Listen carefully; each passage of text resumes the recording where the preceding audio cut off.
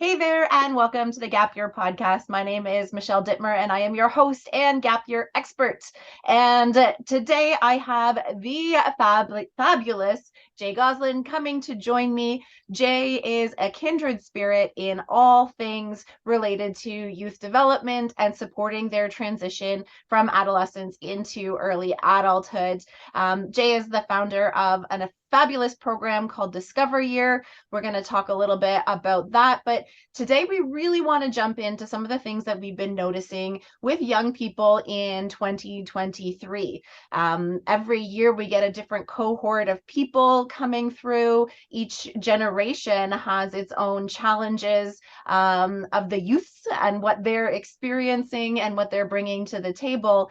And in the last couple of years, each cohort, each year is bringing their own unique experiences and challenges as their lives have been interrupted by COVID at very different points. And in those teenage years, the difference between what a 16-year-old experienced and what an 18-year-old experienced with COVID has shaped them in different ways. So Jay and I are just going to chat a little bit, share what we see for all of the parents out there, or for young people who are listening. Maybe you can relate with some of these things, and we'll give you some tips and tricks on how to move yourself forward and address some of these challenges to set yourself up for success, or set your young person up for success in life. So Jay, thanks for joining me on the podcast today. Thank you for having me. Awesome. So why don't we jump in? So you talk to a lot of young people and their parents through the work that you do. And year after year, you have cohorts of young people coming through the Discover Year program.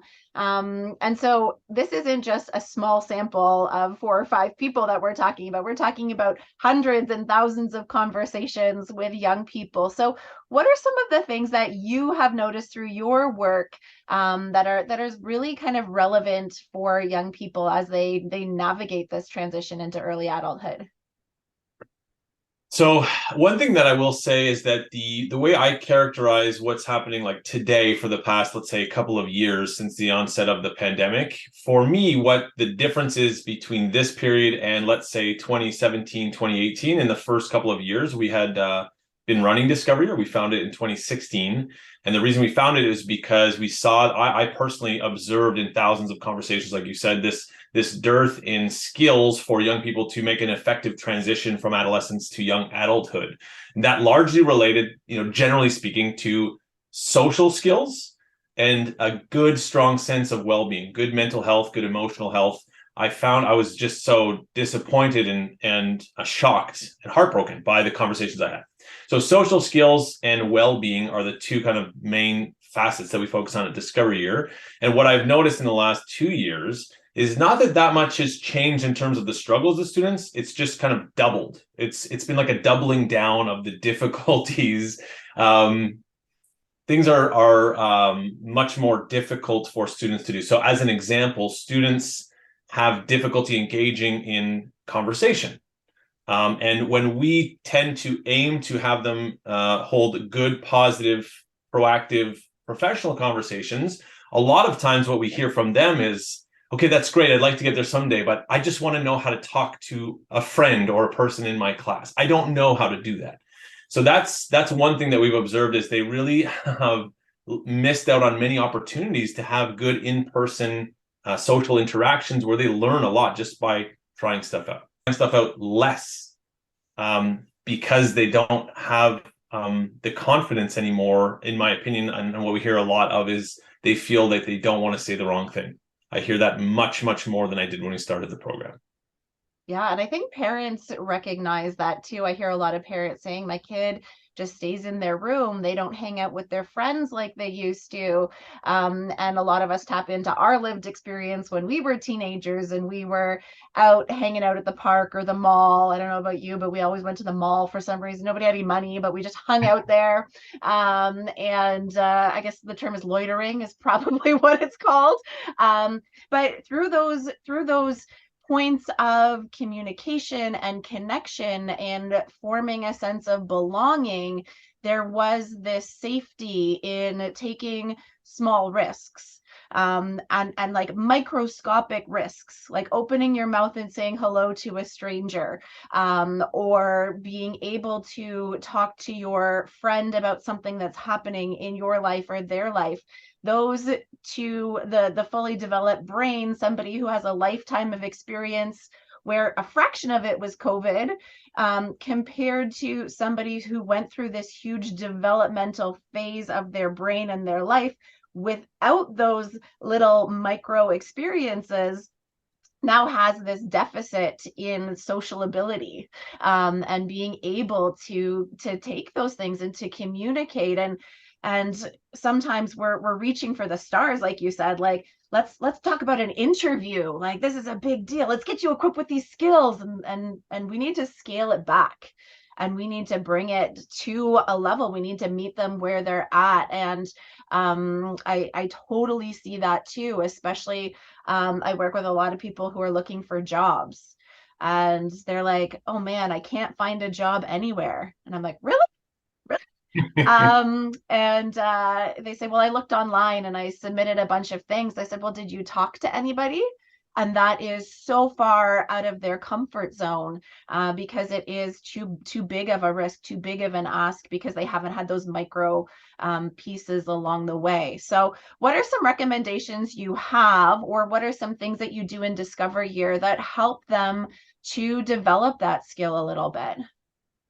So it's funny, you bring back a lot of memories just in describing this opportunity for young people to go out into the world and express themselves to others and sell themselves, as it were. So one thing that we do that's always painful to begin with and exuberant by the end of it is towards the end of our orientation period at Discover Year, we go to the mall.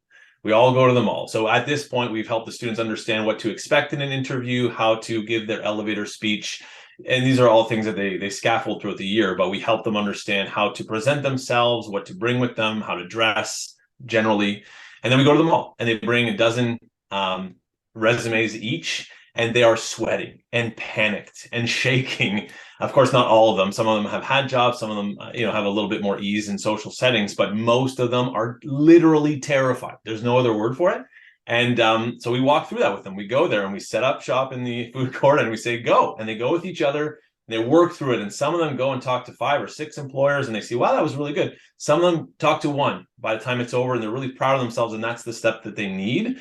But what we focus on is really meeting them where they are and finding out what the next step beyond their comfort zone is and helping them take that, which is the hard emotional and strategic work that's hard to do with a group of you're overseeing 200 people. It's hard to understand what each person needs, but also to have the courage to push them just a little bit farther, which I think there's a lot of permissiveness in the world right now. I think from an educational and a parental standpoint, that's my observation, is that we're saying, let's meet them where they are.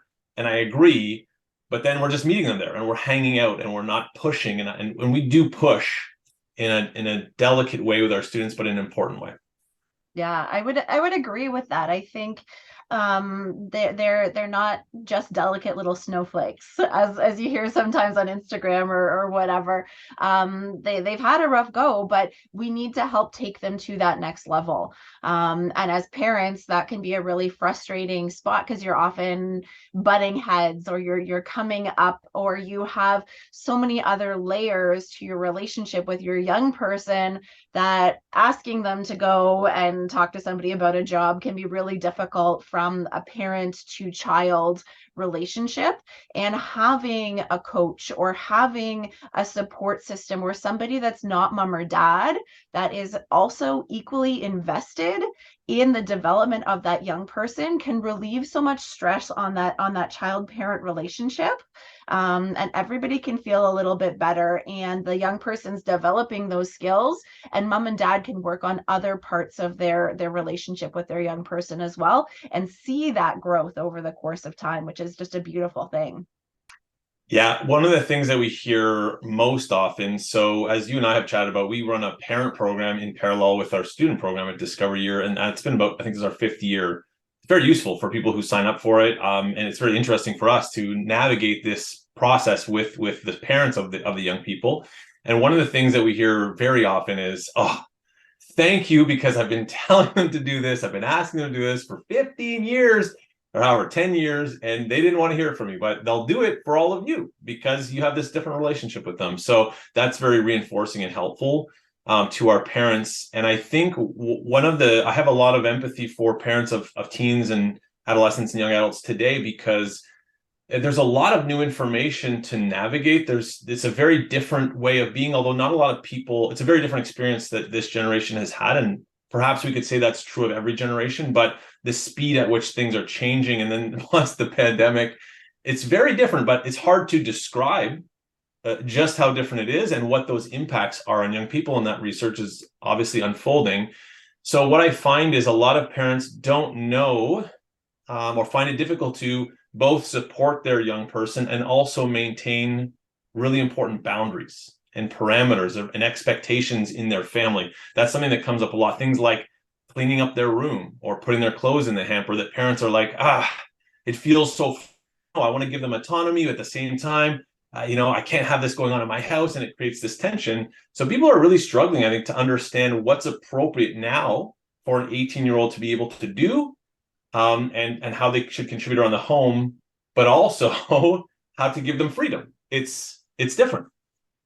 It is, and it's so challenging. And I think, again, young people feel the pressure from social media, but parents do too, because again, you're getting all these messaging from parenting experts left, right, and center, and there's all of these different solutions or examples of how you should or should not parent. And again, our young people have this fear of doing it wrong, but parents are also being bombarded with these messages. And if you do it this way or don't do it this way, you're going to emotionally scar your young person for life. And I think that's stressful. And so I think if parents can recognize that, they can also use that as a tool in empathy to see what their young person might be experiencing, some of that stress about doing things wrong, for sure. Okay, so what are some of the other things that you're seeing? What are some of those skill sets that might be needing a little bit of support, more so than others? So one thing that we see repeatedly, and again, we saw it pre-pandemic, but not to the same degree, is what would fall into the category, psychologically speaking, of a characteristic of perfectionism. There's a few, so I'm sure you're familiar with something called cognitive distortions or irrational beliefs. This is something that we all carry with us. We all have, there's kind of a set of about 15 cognitive distortions that are often called. Things like catastrophization. So if we see something, we see it unravel in front of our eyes, even though that will never probably happen. Things like believing it's either going to be good or bad, when in fact it's probably a lot of things in between. And one of the things that we see a lot with our students repeatedly is this idea of a quest for perfection and the barrier that places in front of them. So as an example, our students are matched with a coach. And every year, there's a subset of students who, for whatever reason, because they're not very organized and we're helping them build those skills, and they don't email much, and they have 8,000 emails in their inbox because no one's really taught them how to do that. So they'll fall a few weeks behind. They would have supposed to have reached out to their coach, and they haven't yet. And then we check in with them because the coach says they haven't contacted me. And almost every time they say, it's too late. I missed my chance. I messed up. I can't reach out to them now. They're going to judge me. They're going to think I'm a bad person. And no. And this is just a person desperate to help. They so desperately they're volunteering, and they have huge hearts, and they have a lot of skills, and they don't care at all. But the students in their minds believe that they're going to somehow be canceled or judged because they didn't meet this goal that they had set in their minds and that we had kind of set for them. So that happens time and again. They won't reach out. They won't do something because of the fear of it not being good enough. It's not one or two students. It's like a pervasive thing that we see in almost all of them in some way, shape, or form, which I think is pretty new. Yeah, and that can be a very paralyzing feeling. Like, if I'm not going to get 100% on this, why would I even start? And so we can see that manifesting in action, just not making a start, because of that fear of failure or not attaining an expectation that comes from who knows where. And I know a lot of the young people that I talk to, they have these internal expectations of themselves, but they also sometimes have assumed expectations from their parents. So they will say, oh, I have to go to university because my parents would never let me take a gap year. Or I have to go into engineering because even though I love art, my parents would never accept if I went into an arts program. And so they invent these expectations without, or they assume these expectations without actually having a conversation with their parents. And when we get the parents sitting down, they're saying, no, I would never say that to you. I want what's best for you. Go into the arts program. But they have this pressure and this desire to meet or exceed those expectations, which I think is such a new phenomenon that they don't know where their parents stand, so they make up assumptions. So if parents can have conversations with their young people and be vocal and open in that dialogue around expectations, that can really help the young person find a little bit more ground and find that confidence, I guess, to take a step forward.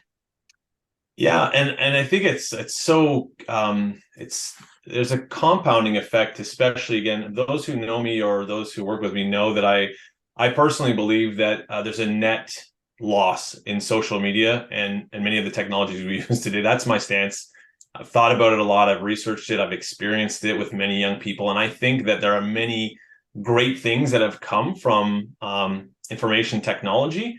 But I think that as it stands right now, it's a net loss because of the psychological impact that it has on all of us. Let's be clear, it's on all of us, but in particular on young people who don't know any different.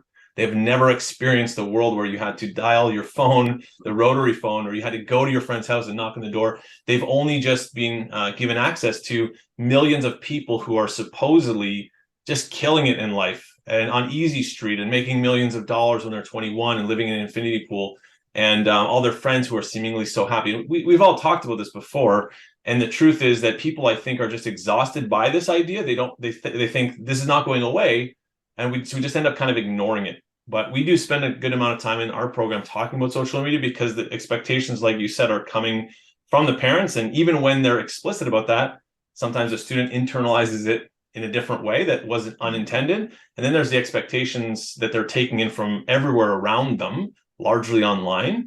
And then those are kind of processed in a way that becomes internalized. And it's really fascinating to hear how they describe it. But the experience that they have online is a huge challenge, a huge challenge. Definitely. Yeah, I agree. And I think the more that we can get people to start talking to each other and talking to different people and asking questions, I think there's so much value in that. And I know Discover Year brings in tons of coaches and mentors and people from various career pathways and they talk about the realities of their life and not only the shiny social media, forward facing rainbow sunshine unicorn stuff, but the challenging stuff too. Can you talk a little bit about how that impacts young people when they get exposure to those stories?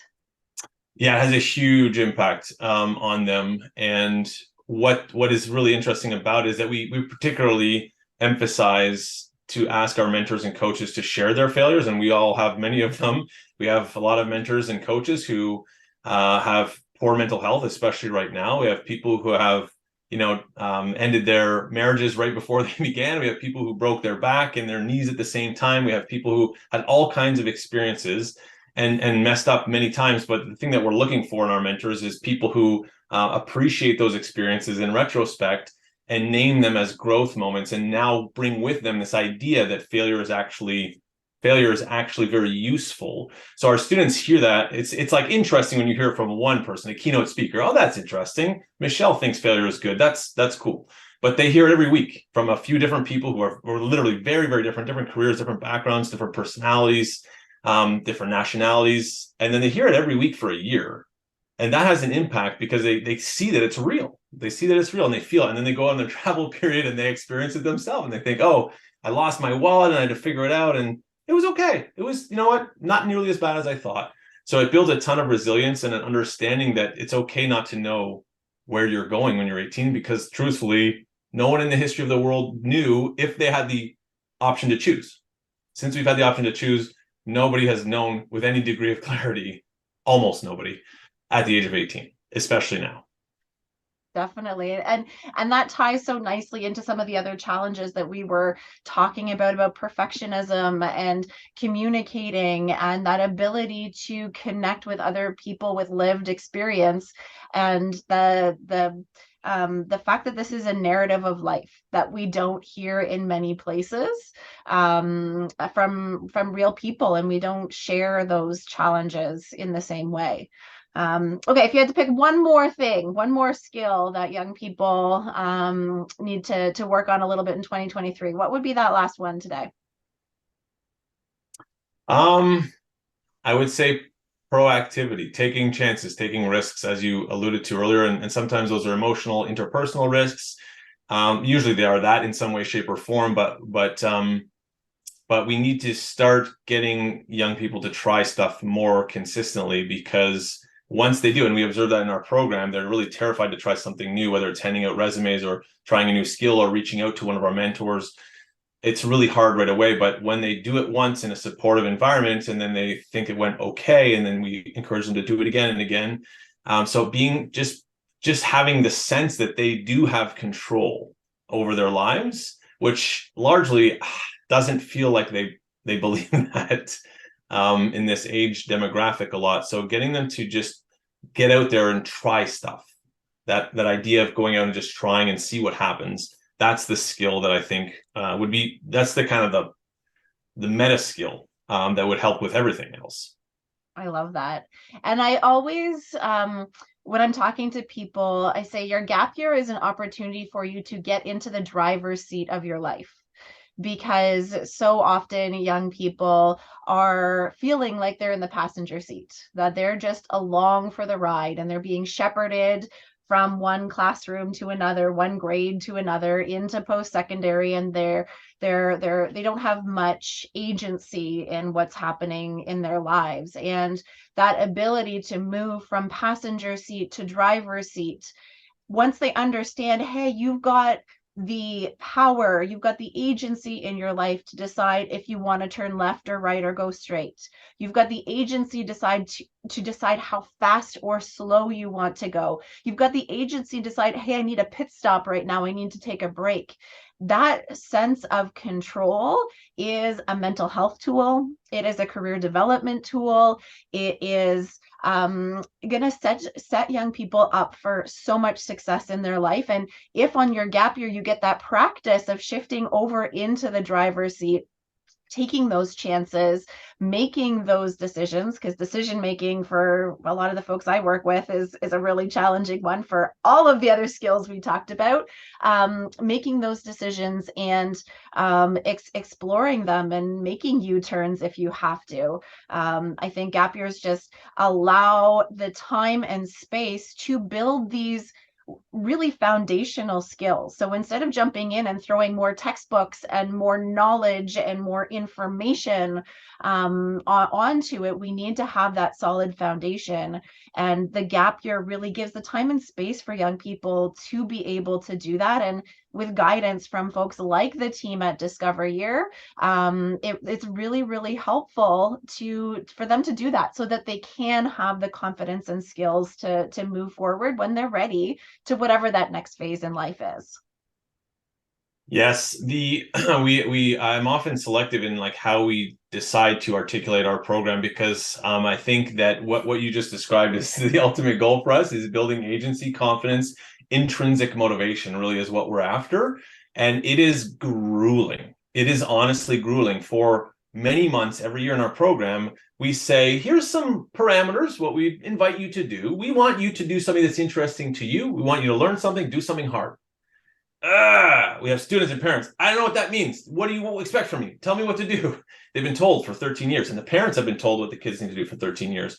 So it's really hard, but people, it's hard to recognize that is a thing, that's even a thing that's changed, that young people have, I would argue, I don't know what the research says specifically, but certainly less agency and volition, a sense of a belief that they have control. That's very visible to me, that is diminished. But it's hard to sometimes articulate that to somebody, because it's hard to know what that looks like. You got it. Yeah. You got it. So Jay, if folks wanted to learn a little bit more about the Discover Your program, where could they find that? The website's the best place to start, discoveryour.ca. And in fact, we have today, the day of recording, we have an info session tonight, but we'll have others coming in March, and then an open house in May. The best way by far for people to really understand what we do is to come meet our team, meet our students, and some of our former parents. They do the best job of articulating the benefits of the program. So that's highly encouraged, but starting on the website is always a good thing. Awesome. And I will link in the show notes. We do have some of your alum talking about their experience in a previous podcast episode. So if you want to hear directly from them on the spot on demand, we'll link to that so you can check it out. But definitely head to discoveryour.ca to learn a little bit more about that program. And Jay, thank you so much for joining me on the podcast today. Thank you, Michelle. It's great to be here, as always.